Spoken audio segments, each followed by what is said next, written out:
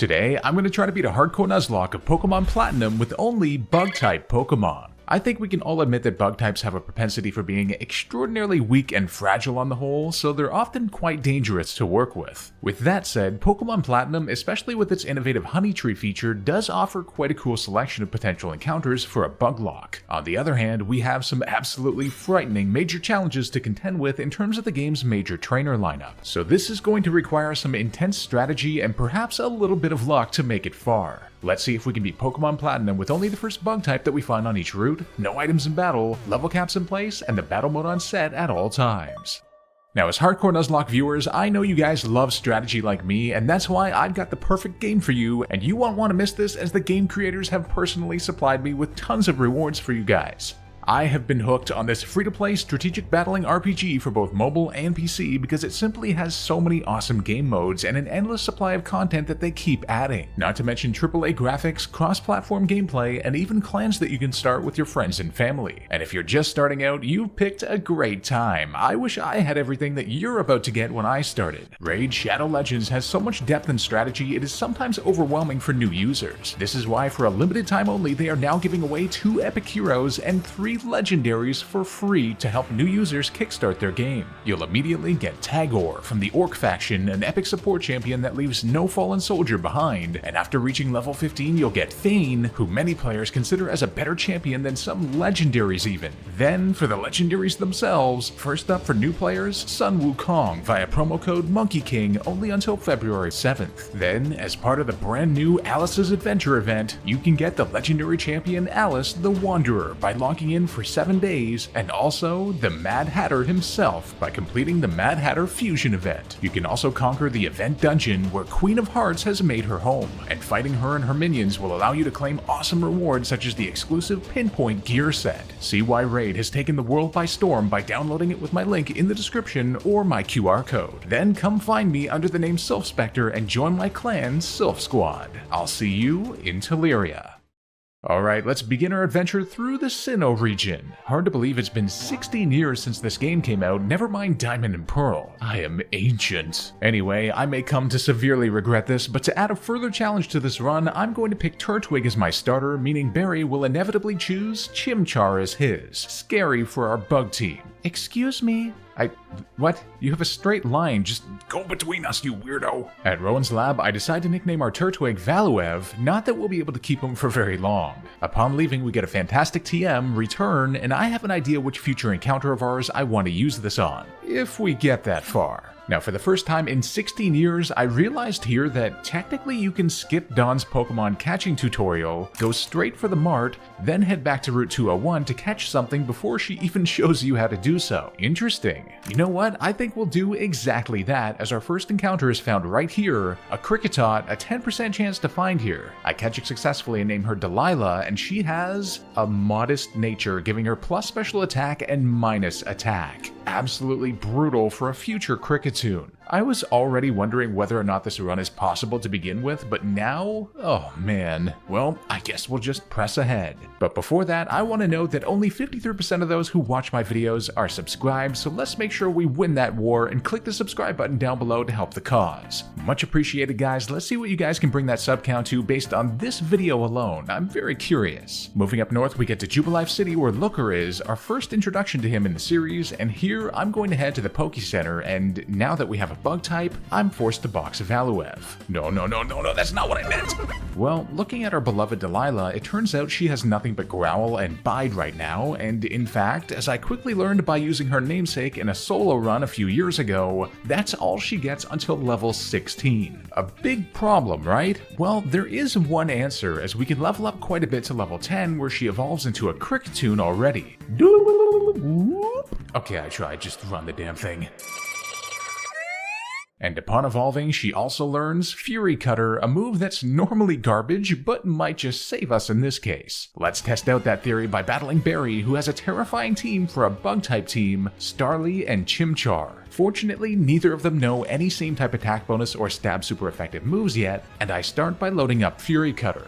You see, it's a move that starts at a measly 10 damage, but doubles every turn for 5 turns, meaning it can become a 160 power stab move. Not too shabby. With that said, Starly did growl us repeatedly, so we did get hit by a couple quick attacks, but our 5th one wipes that thing off the map. And don't kid yourself, Krickettoon's defenses are trash, they're just relatively good against first stage Pokemon, seeing how we're a fully evolved Pokemon already. From there, 3 Fury Cutters handle Chimchar too, despite us being -2 and it being a resisted move too. I guess that works. This is the last time I'll ever lose.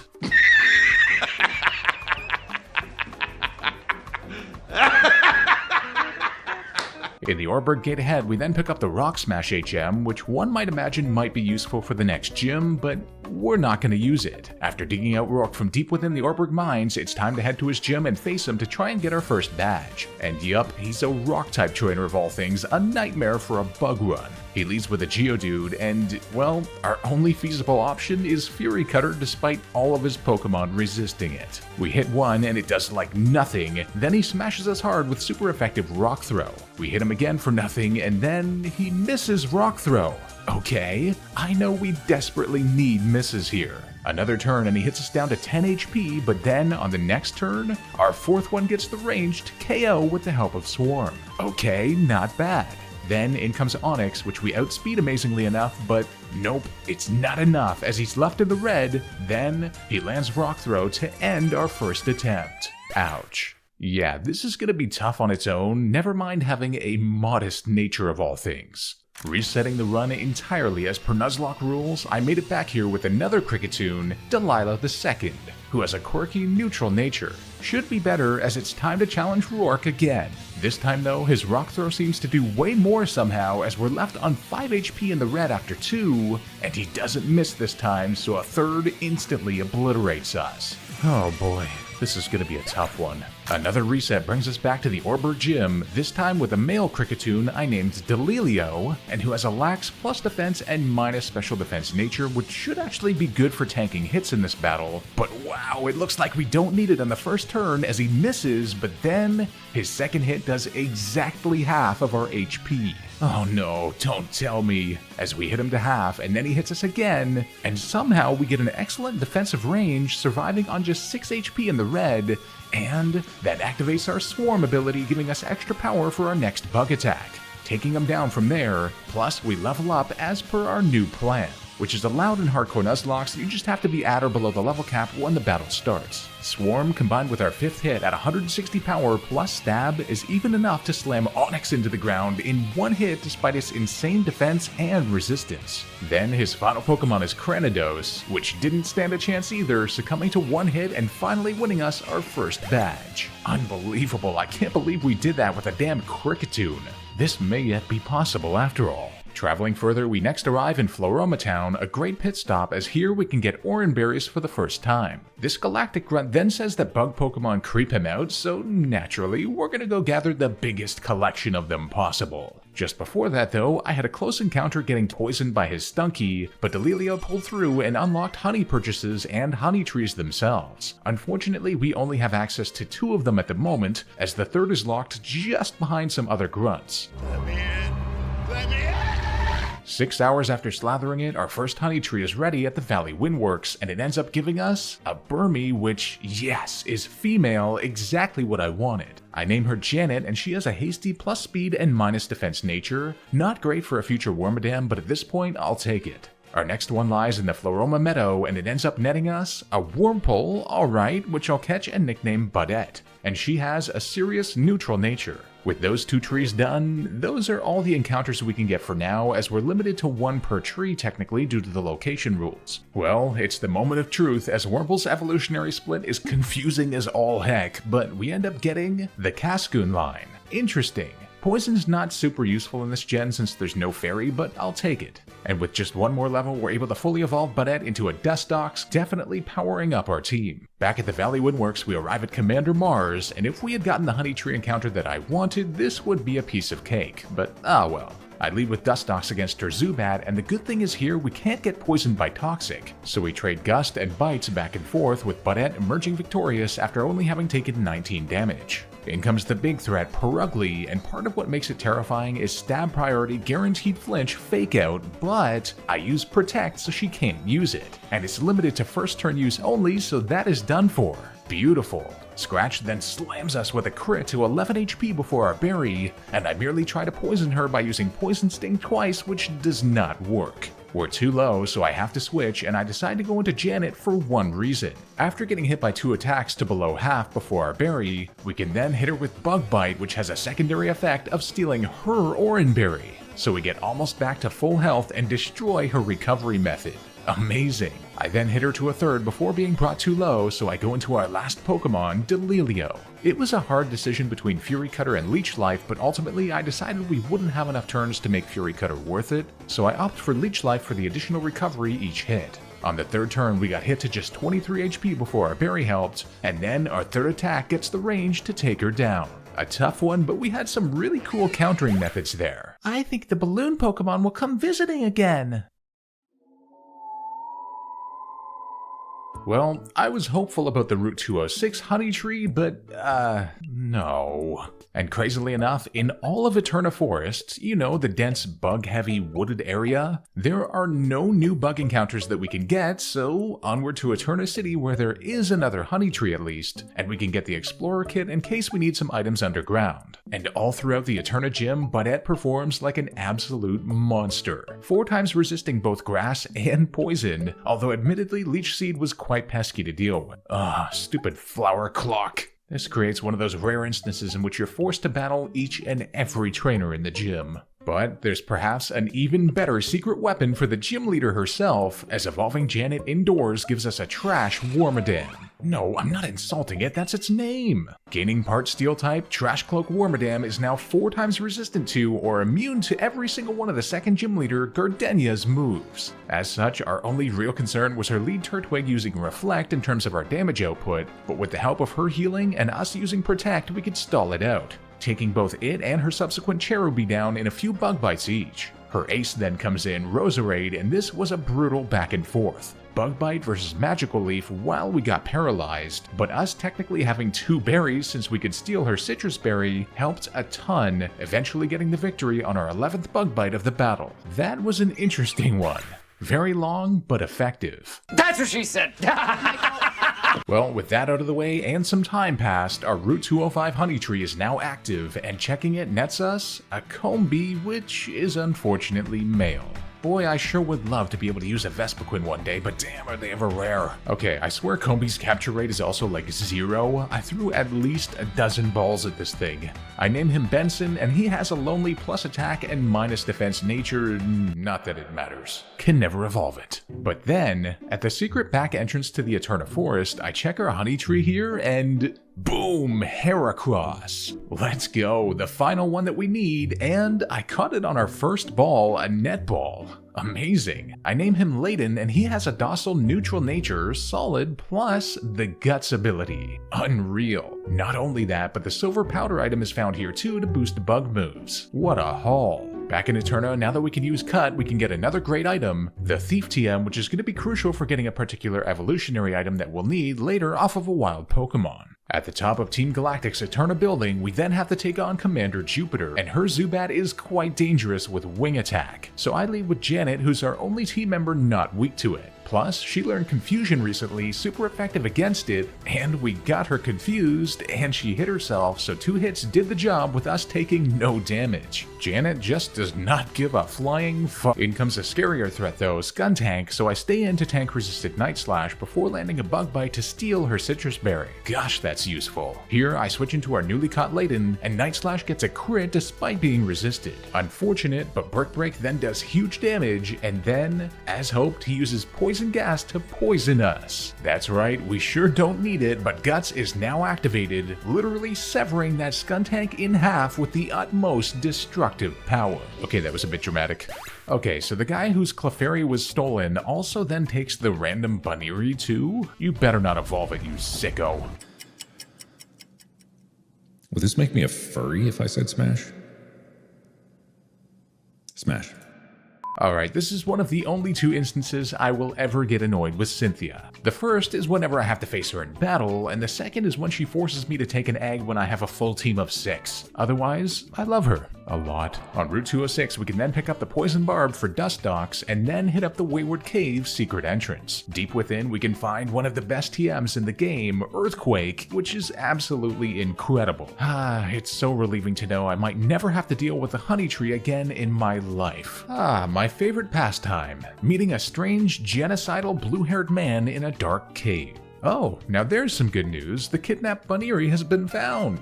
Elated from that good fortune, I teach Layden the Thief TM before hitting up the Hardhome Gym, led by the 3rd gym leader, Fantina the Ghost Specialist. After doing tons of EV training and speed on Layden, it's time to tackle what is often a brutal battle for us. She leads with a Duskull, and I actually go for Horn Attack even though it doesn't affect her, but she uses Future Sight.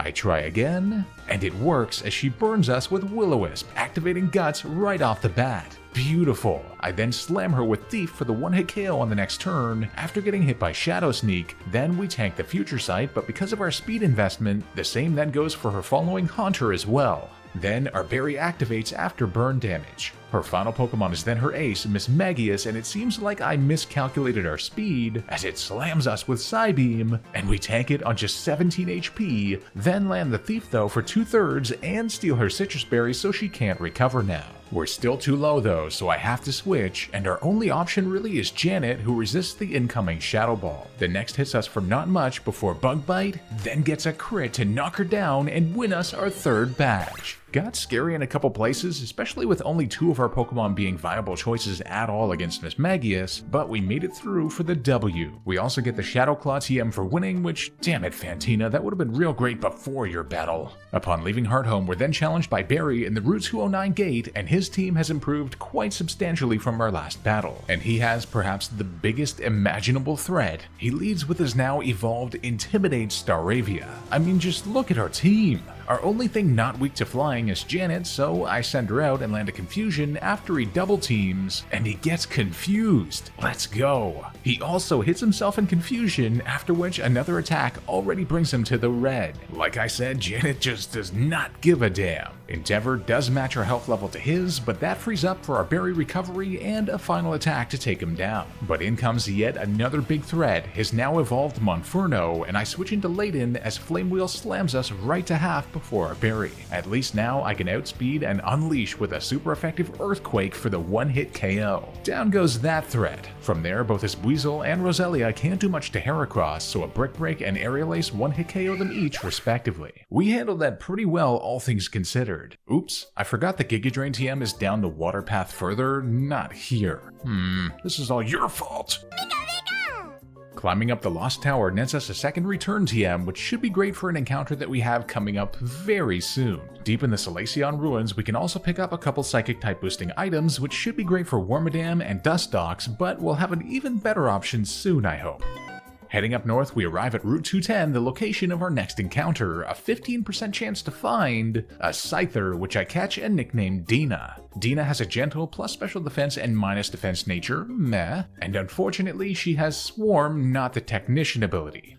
We can never get it. Well, a Scyther's a Scyther. We can also grab the Roost TM here, which might be helpful, followed by one of the most insightful NPC comments ever made. If they had to keep flying forever, bird Pokemon would eventually crash. Wow, thanks. I'll have to process that for the next few days. Another great item awaits us on the route ahead, the Fist Plate, which will be helpful in boosting Layden's fighting moves even further. Arriving in Veilstone City, I next check out the department store and... wait, how do you know my name? I quickly grab some Protect and Light Screen TMs and get the hell out of there. But even more importantly for us, the Game Corner rewards. They have incredible items and TMs, so it's time to engage in some bad gambling habits. Casinoed straight out of my mind, it's time for the 4th gym leader, Maylene, the fighting specialist. Hello Maylene, I am a degenerate gambler. Now I have a good answer here, but the only problem is her lead Metatite's Rock Tomb. So I lead with her good old Delilio to tank Fake Out, then put her to sleep with Sing on the next turn. I then switch into our real answer, Dina, who I taught Swords Dance from the Game Corner and Brick Break from the Orberg Gate, and she stays asleep.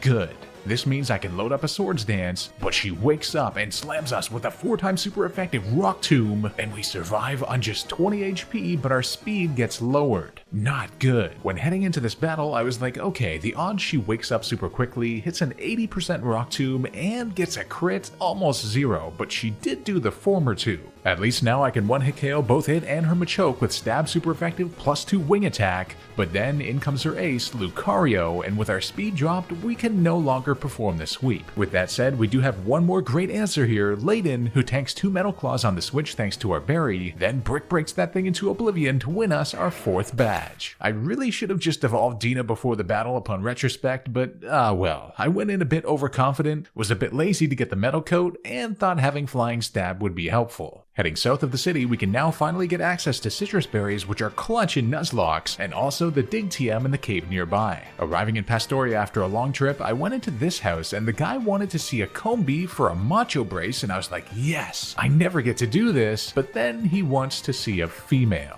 Oh, you son of a... Yeah, just rub it in, why don't you? The highly annoying yet worthwhile Route 212 nets us both the Silverwind and Toxic TMs, which are both fantastic. Before I then finally evolve Dina into a monster Scizor by using Thief on Wild Bronzor for a 5% chance to get a Metal Coat. Never really been a fan of that method, but hey, we got the job done. Just ahead of the gym in Pastoria, our rival Barry challenges us to battle, and, well, at least we now have 2 Pokemon that aren't weak to flying for good measure. I lead with our Janet strategy against his Staravia again, and despite his double teaming, we still land our attack, a higher power Psybeam this time, then Wing Attack doesn't do too much on us. Again, Janet is clutch as ever, landing all 3 of her attacks, and a crit at the end for good measure. I can't believe her. Our new Citrus Berry helped us to get above half again too, then in comes Monferno, for which I can use our Latent strat again, and his Flame Wheel burned us this time, so the extra power and our berry recovery allow us to decimate him with Earthquake. Then his Buizel and Roselia were down the same way as before, but this time with Guts power, being left in the red thanks to the burn damage and Buizel's priority Aqua Jet. Beauty. It's time for the 5th gym leader, Wake, the water specialist, and his team is definitely hard to account for, especially leading with an Intimidate Gyarados. But I added a few new tricks to our team. I lead with a more defensively EV trained Janet, tank Waterfall for a 3rd, then land our newly learned Toxic TM.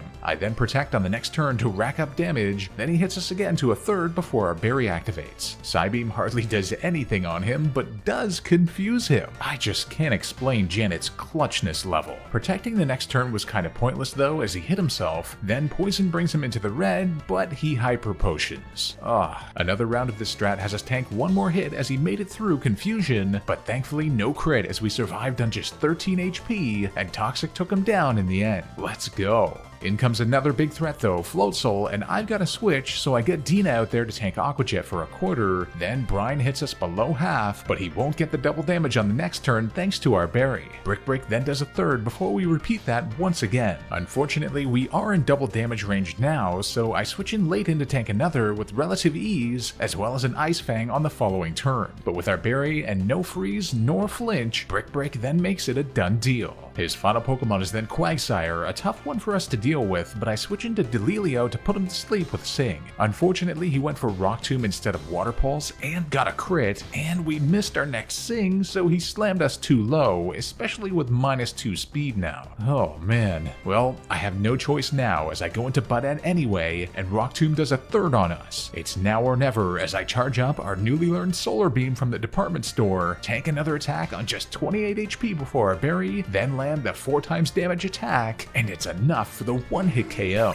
Wicked. Who'd have thought that Buttad would be the one to save us all? 5 badges. Mommy? Oh, no, sorry, it was Barry that said that, not me. I was just saying what he said. I mean, they have the same hair and everything. It wasn't me. Well, our final encounter opportunity is upon us, as hitting up the Great Marsh, we have 2 possibilities. And yes, we got Yanma, not Skorupi, which we wouldn't be able to evolve as it loses its bug type upon doing so. And it's always scary pursuing Safari Zone kinds of mons as they can run, but we caught it successfully on the 4th ball. Whew.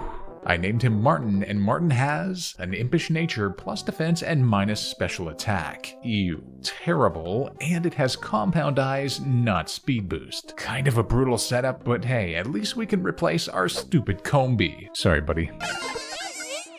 And with a bit of training, Martin evolves into a Savage Yanmega, a Pokemon I absolutely adore using. And to help power it up, in Celestic Town we can hit up this house in the early morning to get the choice specs from the glasses guy. Stellar. Okay, so those of you who have been on the channel for a while have probably been wondering why you haven't heard about Cynthia's grandma and I dating in a while. Well, we ultimately said it's best that we see other people, and I unwittingly ended up dating her granddaughter for a while. It's complicated, alright, but we're trying to make things work here. Anyway, Team Galactic leader Cyrus appears here for our first battle, and I decide to test out our new Dragonfly boy. Looks scary against his Sneasel, but I know we'll outspeed with our AV investments, and Choice Specs Ancient Power should be a one-hit KO. But oops, nope, it's not. But he just goes for Slash instead of Ice Punch. Sheesh, that was close. Another does the trick though, but no Omni Boost unfortunately. Yeah, I definitely did something wrong with my calcs, as even his Golbat then survives one, Air Cutter hits us to half, and another gets the job done, but this leaves us without any power points against the one Pokemon that would have definitely gotten KO'd, Murkrow.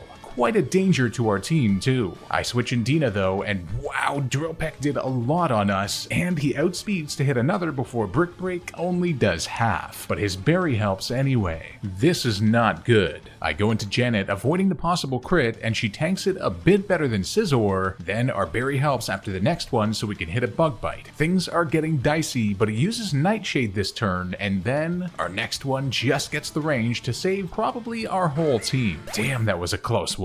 Oh goodness, you shouldn't be here right now, not a good time. As if a flying trainer wasn't enough of a challenge, we next have a battle with Barry in Canalave City, and his team is utterly insane for us now, with a fully evolved Staraptor leading off. Fortunately, we now have Martin, whose Choice Specs boosted Ancient Power smashes him, but not quite the KO, leaving him on a sliver again. He then double teams, but I have Aerial Ace which can't miss, guaranteeing the KO. Okay, a solid start, but then in comes Infernape, and here I go for Aerial Ace again for a third, then Flame Wheel hits, and I know our plus defense nature will allow us to eat it up quite well. Beautiful. Another hits him low, then he hits us again, and bam, a critical hit to knock out our newest encounter. No! I mean, a crit would have killed literally anything on our team there. I was just banking on him not getting one, and we could have handled this battle. Why? Regardless, I can get Layden out there freely now, but he still outspeeds somehow and hits us to just 18 HP. His attack does burn us though, so that Guts Earthquake really tore him a new one. In comes his own Heracross for the battle of the century, but I know we'll for sure outspeed with the 4x damage Aerial Ace one-hit KO. The burn has brought us too low to handle Floatzel's Aqua Jet though, so I risk the possible pursuit, but I kinda figured he wouldn't use it since we resist it, but still kinda scary, and I go into Janet to handle it quite handily with our Berry helping, and then his Roserade comes in and puts us to sleep, but we have the ultimate Roserade counter awaiting in the back, Dina slamming him with the 2 wing attacks for the victory.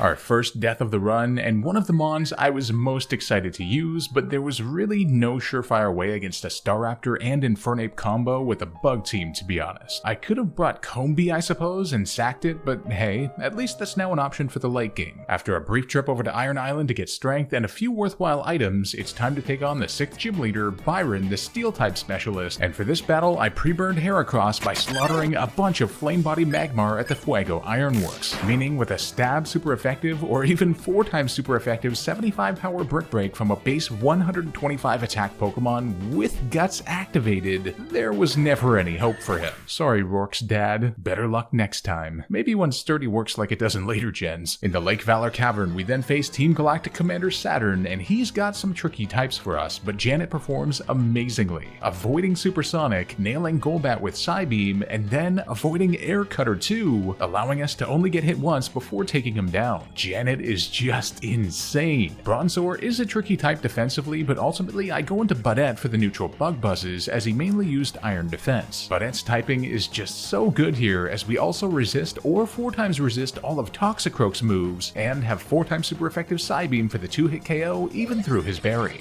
Nice. Commander Mars also awaits us at Lake Verity, and this time I used the exact same strat for Golbat and Bronzor, although with the added improvement of teaching them both the Psychic TM from the game corner for extra power. And yet again, Janet, a critical hit, 1-hit KO on Golbat. I actually think she's hacking, there's just no way. Now, I could have protected on her Purugli's fake out, but figured it's actually a really safe option to switch in with Heracross as opposed to Slash. But she does outspeed and land one on our second turn in, but no crit, so a second Brick Break gets the job done. Good work, team. While trekking through Mount Coronet, we can pick up the soft sand and light clay items before I then head back to Pastoria City for a special reason. The move relearner who I have teach Scizor Bullet Punch in preparation for the next gym. Speaking of which, it's time for the 7th gym leader in Snow Point, the Ice-type specialist, Candace.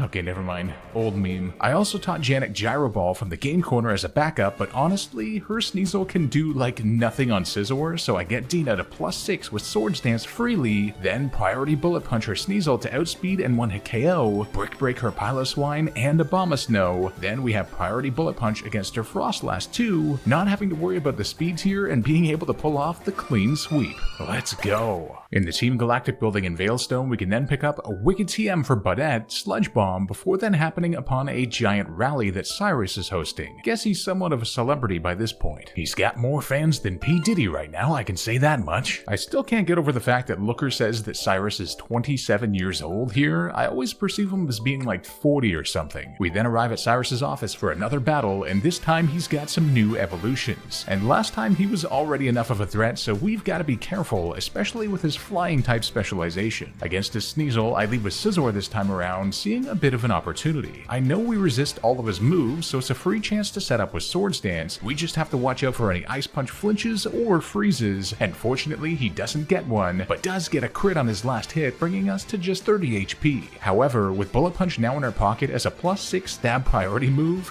we can now outspeed all of his Pokemon and one-hit KO them instantly. Now that certainly made him more manageable, but I don't think that's gonna fly next time. Making our way up to the summit of Mount Coronet, we can pick up the Rock Slide TM, which might come in handy, before eventually arriving at the top where Spear Hiller is located. Here we're challenged to a tough double battle with Barry against Commanders Mars and Jupiter, and I employ our best plan here. Against their double Bronzors, I lead with Dina, setting up Swords Dance right away, and I attached a Lumberry that we got from the Berry Master, which will prevent us from getting confused or put to sleep by their many Pokemon who are able to do so. You see, we resist all of their moves, so I know they're likely to attack Barry's Munchlax instead. Plus, even if they set up Light Screen and Reflect, which they do, I know we can hit one with a +6 Brick Break to shatter the screens instantly. Gotta love that secondary effect. I KO the one on the right first to safely bring in Purugly, which I can also one-hit KO with Brick Break after it takes down Munchlax. Unfortunately, their Bronzor then went for Reflect again, but Bullet Punch still takes down their incoming Golbat regardless. That's some power. Barry then almost takes down the Bronzor with close combat before then outspeeding us with Flame Wheel to take it down on the next turn. A bit unfortunate as I was going to Brick Break the screen again. Ah well, at least we've now completely taken down one side of their team, so it's 2v1 from here on out. We then make quick work of their second Golbat, after which Skuntank comes in, and I timed it perfectly so the Reflect went down right before. Now this thing was very hard to plan around as it has Flamethrower of all things, but I know that since Barry's got Infernape out, even if our Bullet Punch doesn't KO, he'll outspeed and knock it out regardless. Don't tend to like relying on him, but I mean that's pretty much a guarantee. But no need to worry anyway, as Dina gets the job done regardless. Nice. Following that comes some legendary madness as Dialga and Palkia along with the legendary Lake Trio appear, after which the Lord of the Dark World himself, Giratina, emerges, evidently not wanting to miss the fun party. He also opens up a gaping hole in reality itself, so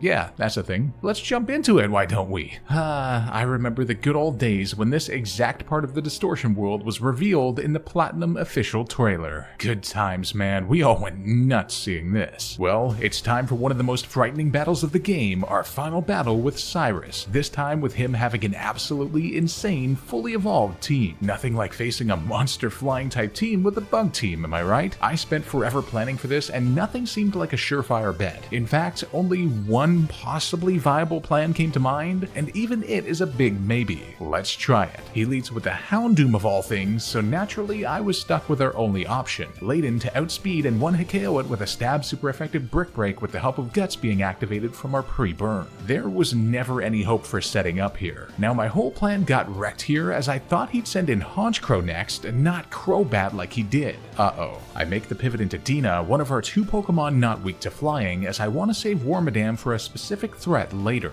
Crobat hit us with Air Slash on the switch, then Confuse Ray on the next turn, but I'd attached a Lumberry to heal us, so I get a Swords Dance off. I then hit him with a priority Bullet Punch for what looks to be just over half, but then he crits us down to just 22 HP on the red.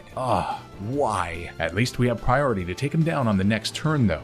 Then comes the Honchkrow, which I know has Heat Wave and will probably use that against a 4 times weak Pokemon, but at this health level it might very well go for a random move. I evidently have no choice though, as Bullet Punch won't KO from here, so into Heracross I go, and he goes for Night Slash. Yes! Whew, that was a shot in the dark, as we can then respawn with the Guts Brick Break, but no! My calcs were wrong again! How? As it survives on just a sliver. Oh no! But then he goes for Psychic, and we survive on just 5 HP. Oh man. Our berry then heals us up so we can safely land one more attack. I'm just praying that we get the range this time, but nope, even worse somehow. Oh no, the burn damage has already brought us too low now too, so I have to risk a switch. With us so low, I'm hoping the random move pulls off again for us, but nope, as I go into Delilio, wham! A stab super effective drill pack from a base 125 attack Pokemon annihilates him. Rest in peace to our starter, I guess. At least from here, Tina can come in with priority to take it down. But now, in comes another massive threat, Intimidate Gyarados. I go with my plan to get Janet on the field, who tanks Earthquake with 2/3, then Waterfall hits us below half before our berry, and we land the Toxic. We can then stall it out a bit with the help of Protect every other turn, being brought to just 13 HP, landing a Psychic, then protecting once more to bring him to a quarter before we're forced to switch. I go into Bud Ed as Ice Fang hits for a quarter, then the Toxic gets the range to do him in.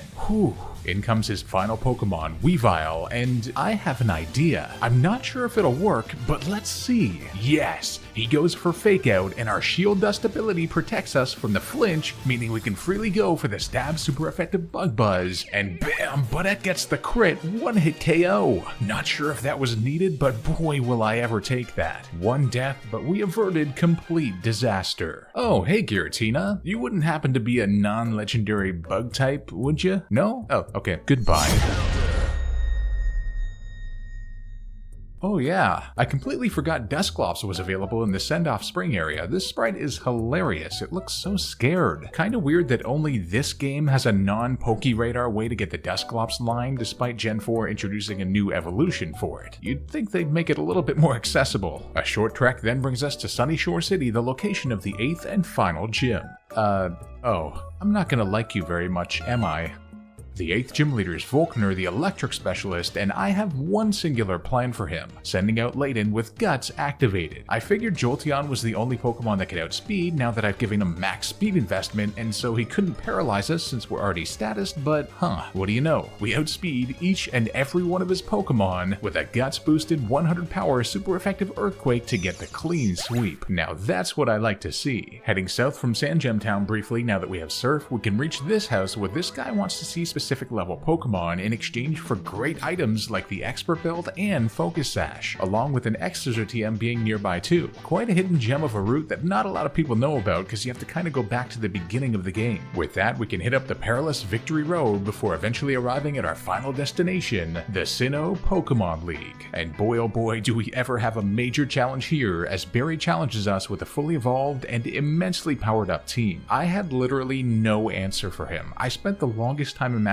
just trying to figure out what to do here. I mean, just look at our team. Do you see any way to handle an Intimidate Staraptor and an Infernape? Never mind the rest of what he has. Rock Slide was coming to mind as an option with Guts, but if we miss it, that's the end of the run. Oh, wait a minute. That's it! I attached the wide lens on Layton, as heavy attack EVs combined with Guts and super effectiveness allow Rock Slide to reliably take down his lead even through Intimidate. Gorgeous. In comes Infernape next, and our speed EVs allow us to clean KO with Earthquake. Let's go! His two biggest threats are down, but it's not over yet, as in comes Snorlax next, and it does have huge HP, but his physical defense is a little lackluster, allowing us the Stab super effective Guts boosted Brick Break Break one-hit KO, and you guessed it, his own Heracross and Roserade then subsequently get manhandled by super effective Aerial Ace. Layden, you legend. His final Pokemon is then Floatzel, and wanting to avoid the priority Aqua Jet crit, I switch into Dina for the two of them to trade Brick Breaks, and Dina refuses to be outdone, getting the victory with over half health remaining. I can't believe we got through that. I was nervous before the beginning of that battle. After fulfilling the rest of our EVs and getting any remaining items and TMs we might need, it's time for the Sinnoh League Elite Four. The first member is Aaron, our Bug-type arch nemesis, and boy do I ever have an answer for him, as I lead with Dina, who I retaught the agility move. As expected, he keeps using Double Team on Yanmega, so I can load up on 3 Swords Dances as well, and unfortunately we already used our guaranteed accuracy Aerial Ace TM on our own Yanmega, rest in peace, but Wing Attack connects despite his evasiveness, getting the one-shot. I kid you not, this then opens up the clean sweep of his entire team with either super effective Wing Attack or neutral Brick Break, even crushing threats like his own Scizor and Drapion in a clean break. Hey, wait a minute, using Drapion on a bug team is cheating. Why is he allowed to do it? Alright,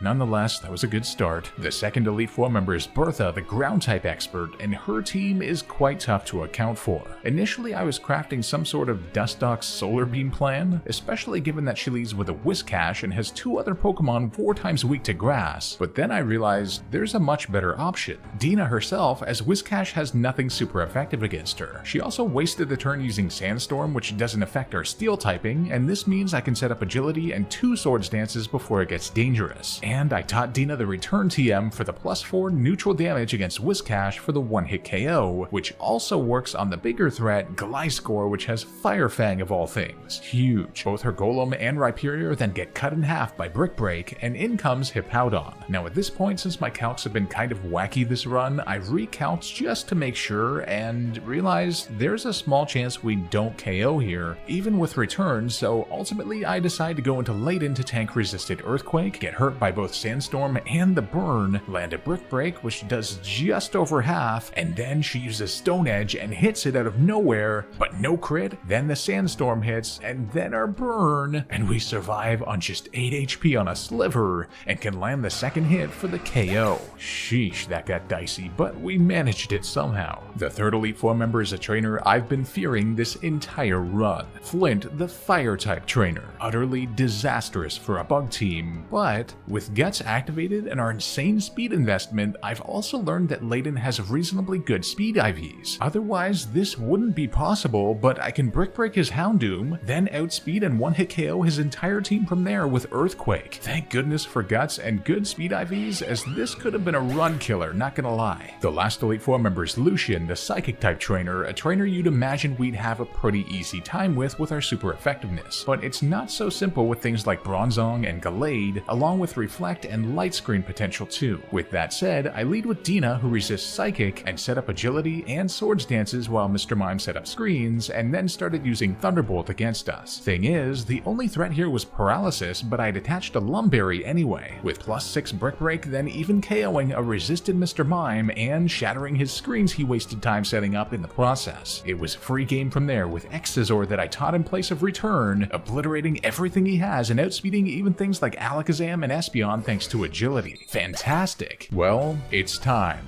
The final battle, the champion of the Sinnoh region, and our ex-girlfriend herself, Cynthia, whose team needs no introduction, I'm sure. With that said, I spotted one weakness in particular. Normally, her Spiritomb is a nuisance to deal with right off the start, and it does admittedly ruin my return and Brick Break combo I was hoping to use, but Scizor resists every single move that she has. That's right, we can fully set up our agility and Swords Dance strat against it, with the only threat being a potential special defense drop from Shadow Ball, but she doesn't get it, so we can now smash it with a one-hit KO from Xizor. And amazingly, her ace Garchomp then suffers the same fate before Lucario then learns the reason why we kept Brick Break. In comes Togekiss though, the reason why I wanted return, but Spiritomb precluded that possibility. As such, Xizor doesn't quite KO, and then Air Slash hits, and Dina tanks it on just 21 HP in the red. Yes! Our next one then gets the proper range to KO. In comes her tanky Milotic, but without Marvel Scale activated, this thing had no hope either, succumbing to a +6 80 power stab Xizor from a base 130 attack Pokemon. Savage annihilation. Her final Pokemon is then Roserade, and here I had an idea.